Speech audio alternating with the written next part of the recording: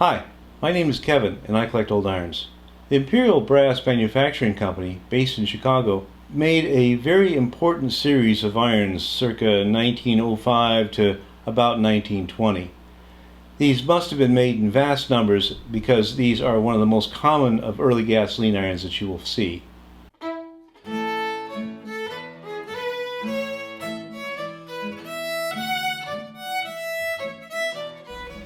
The Imperial Brass Manufacturing Company was one of the innovators in gasoline irons in the first 10 years or so of the 1900s. Their designs had a offset tank to the rear, included a pump, had a brass spiral piece connecting the tank to the iron itself, and had other innovations that included, for example, being able to burn both gasoline, alcohol, or in its later iterations, kerosene as well. These innovations came with a rather archaic Mrs. Potts style handle, and as such these are transition irons. These are irons that have a bit of the old with a lot of the new to ease the transition of the housewife from the old irons that heated on with detachable handles that heated on a stove to one of these. And there were a lot of people in those early 1900s that made that transition. We should begin by saying that the Imperial Brass Manufacturing Company is not associated with these imperial stands. These are quite common, but actually came with natural gas irons, electric irons associated with the Consolidated Gas Iron Company and other companies. The Imperial Brass Manufacturing Company of Chicago was established in 1905 and has a long history with a specialty, at least initially, in brass tubes and brass fittings. This small cabinet is about 10 inches cubic, and such cabinets appear to be fairly common. An online and eBay search shows many Imperial Brass products, such as this 1906 ad for a tire pump. By 1909, Imperial Brass offered quite a variety of air, water, and oil pumps, valves, cocks, and regulators. Here is a carburetor primer for the Model T Ford. The product line also included materials for welding, and we could go on. And the company is still in business, now a subsidiary of Diversitech based in Ohio. Of course, our particular interest in the Imperial Brass Manufacturing Company is in their self-heating irons. Before we look at their famous configuration, let's look at a couple of early irons made by the company. This particular iron has, unusual for the Imperial Brass irons, a tank in the front. It is marked Imperial Brass Company in the back, with 1901 and 1903 patent dates. The patents are from Wilbert W. Lamb, who marketed some of these irons under his own name, and I think licensed the design to various companies, including Imperial Brass, which made these under license in, I'm guessing, about 1905 or 1906. There are a number of companies that used Lamb's patents. This illustration from Lamb's 1903 patent includes an odd structure on the cap. This is for a pump to pressure the tank.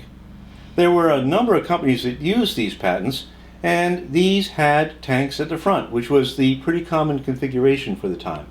However, this line differs from other Lamb licensees in having various signature elements that get carried on to later irons. And these include the spiral brass pipe connecting the tank to the iron itself, a very simple latch which allows you to take the top off the bottom, and a wooden knob on the back, which is missing in this particular specimen.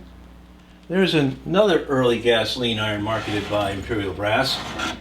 This is a Taylor iron. It weighs 20 pounds, but it has, you will notice, the tank at the back offset to the rear.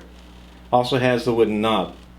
Now, this particular heavy iron does not have a easy to remove lid. Rather, there's a bolt in place, and the reason for that is this was a professional iron used by people that iron for a living, mostly guys, and they had no problems with taking a wrench and taking this up off to start it up in the morning and probably use it all day.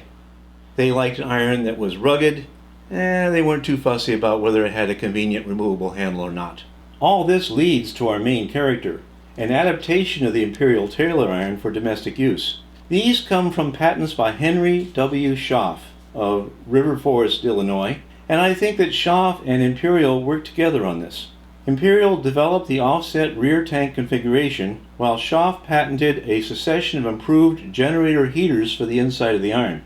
A generator was something like an automotive carburetor that converted the liquid fuel to a gas that then burned more easily.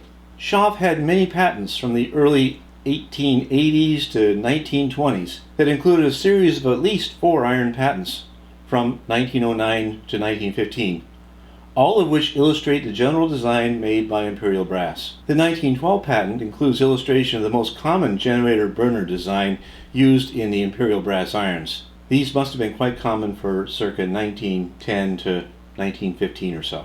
It is not hard to see how Imperial Brass got into the manufacture of these irons, as these early irons were essentially brass pipes and fittings. The Imperial Brass irons had this latch, very simple horizontally moving latch, which would allow you then to very easily take the lid off, and from there you could take the innards out, very much like the modern irons we've seen previously. There is an evolution in both the housing and the heater over the 10 or more years that these were made. On earlier irons within this group, the Imperial Brass Manufacturing Company name is stamped into an oval depression with the long axis underneath and parallel to the handle. What I presume to be somewhat later irons have a raised oval-shaped medallion set into the top made of brass or some copper alloy and riveted in place. The long axis here goes across the width of the iron. These irons are started very much like the monitors. You take the top off, pour alcohol into the bottom, and light from the top. The back of these irons is generally closed. That is, there's no openings into the center of the iron except for a small V-shaped hole, which may have been for lighting if you had already had the top on. Our focus here is on those irons marked as Imperial Brass, but there are also many very similar irons that are titled Black Swan, Victor, Perfection, Grand Jewel, and other names. There were a great many companies selling gasoline irons during this time, and patents could be licensed to different companies. We might explore some of the other gasoline iron patent groups in due time. There is, however, another Imperial Brass iron in this series, which has the same basic design, but differences in both the housing and the heater. One of the most obvious designs here is that this has a bar across the middle of the top, and it says here the Imperial Brass Manufacturing Company, Chicago, USA, and on the other side, Model 15 Imperial self-heating iron, patented. And by patented, that means that this was manufactured sometime before the 1915 patent date. Some of the differences to this iron include air inlets on the side, a larger opening covered by a door on the back, and a very substantially different generator and heater within. This is the 1915 patent. While the previous Imperials could use either alcohol or gasoline, the Model 15 could also burn kerosene, which was a less refined and cheaper fuel that might be more readily available on a farm. And this may have been a significant selling point. Other irons of the period, and the later Colemans, were quite specific about the particular fuels that could be used. There are some other differences as well. The Model 15s tended to have this nice decal with a rampant lion included. And I've only understood this recently. I assumed that the Model 15 also had the wooden knobs, and I just didn't see the knobs. They'd been broken off or something like that. But looking at the parts list, we find that there now is instead what's called a fiber button that would be used from the back and on the top. And this presumably would be cheaper and maybe a little less archaic looking than the old wood knobs. We should say something about handle variations. The early Imperial Brass irons have, for the most part, a non-painted wood handle, though the black painted handle may occur. My observation is that during the early 19-teens, black handles were becoming popular, not just for Imperials but for irons in general. We might remind ourselves that this was the era of the Ford Model T, which came in any color you would want, so long as it was black. But there were also right and left-handed versions. All of my irons are for a person who is right-handed. That is saying the tank is on the other side of the hand. But Jack Horble has sent me a picture of a Model 15 that has the tank on the other side. That is for a left-hander. Of course, every group of irons has its oddball rarity. This picture comes from the Bernie book and shows an Imperial Brass natural gas iron. Known as the Model 16K, the body of this iron is essentially our Model 15, but there is no tank. Something to keep an eye out for. And we should say something about the pumps. The Imperial Brass pumps are all alike, and they're quite different from all the other pumps. They don't have knobs and so forth. And these things are consistent through this entire lineage here, going back to the Taylor iron. And something I really only appreciated recently. I used to think that some of these had the pump installed and some did not. And now I realize that the pump installed is simply the pump that's been screwed in place. And then this can be used separately or screwed into one of these others if you like. So that ends the classroom portion of this video.